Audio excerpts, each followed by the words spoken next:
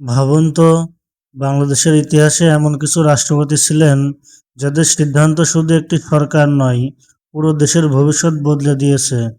কেউ নেতৃত্ব দিয়েছে স্বাধীনতার সংগ্রামে, কেউ যুদ্ধবিধ্বস্ত দেশ গড়ে তুলেছেন, কেউ দীর্ঘ সময় ক্ষমতায় থেকে দেশের রাজনীতি ও প্রশাসনের গতিপথ পাল্টে দিয়েছেন। আবার কেউ গণতন্ত্র পুনঃপ্রতিষ্ঠার পথেও গুরুত্বপূর্ণ ভূমিকা রেখেছেন।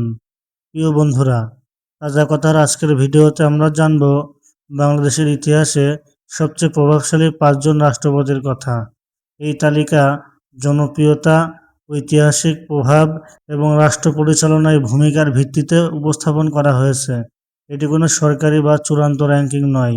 ভিডিওটি শেষ পর্যন্ত দেখুন, কারণ 1 নম্বরে যিনি রয়েছেন তিনি শুধু বাংলাদেশের নয়, বিশ্বের ইতিহাসেও এক অনন্য ব্যক্তিত্ব।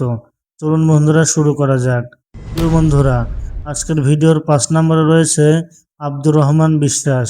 আব্দুর রহমান বিশ্বাস 1971 সালে সংসদীয় সরকার ব্যবস্থা পুনঃপ্রবর্তনের পর তিনি রাষ্ট্রপতি হন।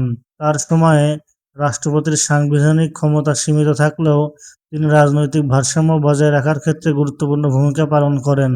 তিনি তুলনামূলক শান্ত ও নিরপেক্ষ রাষ্ট্রপতি হিসেবে পরিচিত ছিলেন। দেশে রাজনৈতিক উত্তেজনা থাকলেও সাংবিধানিক দায়িত্ব পালনে তিনি সংযত অবস্থান করেন। বাংলাদেশের গণতান্ত্রিক ধারাবাহিকতা বজায় রাখতে তার অবদান ইতিহাসে উল্লেখযোগ্য। প্রিয় বন্ধুরা, আজকের ভিডিওর 4 নম্বরে রয়েছে বিচারপতি শাহাবুদ্দিন আহমেদ।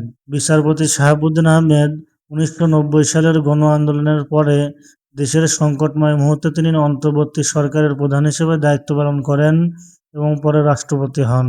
তার নেতৃত্বে একটি গ্রহণযোগ্য জাতীয় নির্বাচন অনুষ্ঠিত হয়, যা বাংলাদেশের গণতান্ত্রিক যাত্রায় গুরুত্বপূর্ণ মাইলফলক হিসেবে বিবেচিত হয়। রাষ্ট্রপতি হিসেবেও তিনি নিরপেক্ষতা ও আইনের শাসনের প্রতি গুরুত্ব দিয়েছিলেন।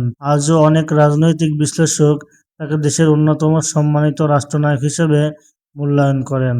প্রিয় বন্ধুরা, আজকের ভিডিওর 3 নম্বরে রয়েছে হুসাইন মোহাম্মদ এরশাদ।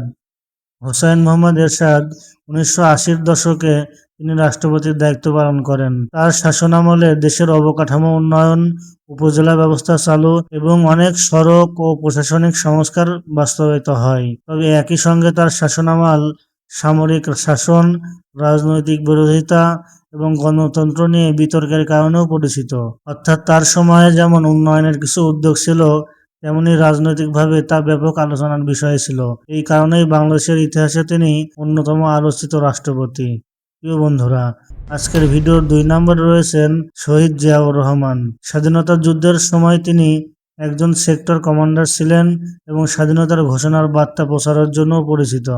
রাষ্ট্রপতি হিসেবে তিনি কৃষি, গ্রামীণ উন্নয়ন, শিল্পায়ন এবং বৈদেশিক সম্পর্ক সম্প্রসারণে গুরুত্ব দেন। বাংলাদেশ জাতীয়তাবাদী